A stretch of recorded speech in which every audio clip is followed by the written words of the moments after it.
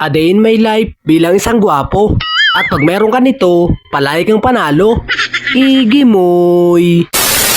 Ngayong araw nga mga boy, mapapalaban na naman ako sa pagtatabas. Dahil nga sa huling linggo na naman ng buwan, kaya naman meron na naman pag-aatag. Ako si RB Boy, ang pinakang gwapo sa bayan ng Pulilyo.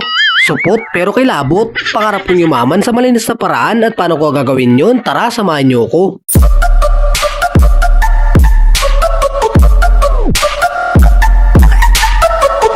Sobrang aga ko nga nagising dahil kagabi pa nga lang ay tinawagan na ako ni Papa. Dahil siya ngay nagpapababa ng kopra, kaya naman hindi siya makauwi. Kaya naman nakiusap na pwedeng saktungan ko muna siya sa pag-aatag. Syempre dahil ako naman ay gwapong anak, kaya naman pumayag ako kagad. Igimoy! At habang nagbumotor nga ako, nadaanan ko na yung ilan sa mga kasama ko. Bali nalagpasan ko nga lang sila dahil mas marami pang tabasin doon sa may bandang dulo. At pagdating ko nga dito mga boy, paspasa na sila nagtatabas. At kasama pa nga nila yung masipag naming konsyal. Siya nga mga boy si Carmelito Conchada, isang konsehal at isa rin pong content creator. Kaya naman sana po sa makakapanood po ng video ito ay huwag niyo pong kalimutan na kami po ay follow, palike and share na rin po. Marami pong salamat. Igimoy!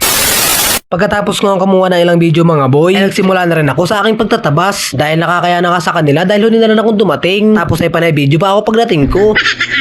Igimoy! Sa pagtatabas ko nga ito mga boy, talaga nanakit yung balakang ko. Hindi ko nga alam kung naninibago lang ako dahil hindi naman ito ang madalas gawain ng gwapong tulad ko. O baka naman talagang maiksi lamang yung ginagamit kong itak. Kaya naman hirap na hirap ako sa pagtatabas. Dahil maiksi nga mga boy na dala kong itak, kaya naman pumunta muna ako sa bahay nila Conchal Budil para humiram na medyo mahaba-habang itak dahil talagang nahihirapan ako sa pagtatabas. At ito na nga mga boy na hiram nating itak, kaya naman tara na tayo magpapaspasa na. Let's go! Yeah!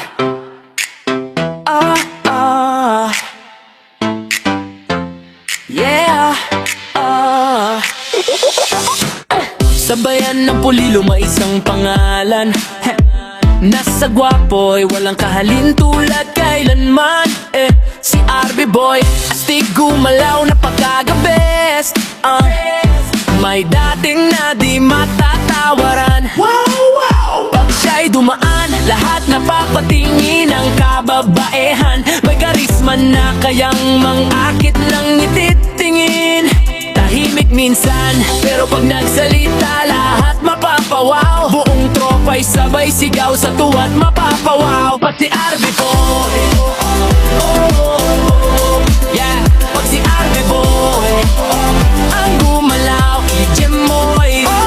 Hindi man maingi pero ramdam ang presensya. Pagdating sa vibes may kakaibang esensya. Parang hangin na di mo man makita, pero pag nandyan daman ang lahat ng kanyang aura. Sa bawat hagbang may kumpiyansa, sa simpleng forma solid ang aura. RB Boy, tunay na idolo. Pulilo sa'yo'y bilib na bilib, totoo. Sa lakas ng dating mo, parang kidlat sa gitna ng Habang nagtatabas nga ako mga boy kanina ay talagang kapansin-pansin itong mga basura. Grabe talaga mga boy, namumuti dito sa may tabing kalsada. Nakakalungkot lang talaga mga boy isipin dahil sa ganda ng kalsada, sa tabi naman ay may mga basura. Habang ginagawa ko nga itong video mga boy, talaga napapaisip ako. What if magpalit kaya ako ng content? What if linisin ko itong buong Pulilyo? Igimoy! Dahil sa tingin ko hindi ko naman kayang gawin, kaya naman humingi na lang ako ng komento sa taong eksperto sa batas patungkol dito. Ay kung siya lang pong masasabi niyo sa mga nagtatapon po dito ng basura sa kalsada. Sa mga nagtatapon po ng mga basura dito sa kalsada, kung maaari po naman ay iwasan natin dahil kadumi po ang ating kapaligiran sa mga tingnan. Talaga naman po ano eh. Batas, Republic Act ng 2023, yung po ang Ecological Solid Waste Management Act. Na kung saan po ay pinagbabawal ang pagtatapon ng basura. Inada po ng ating barangay at mayroon po kaukulang multa.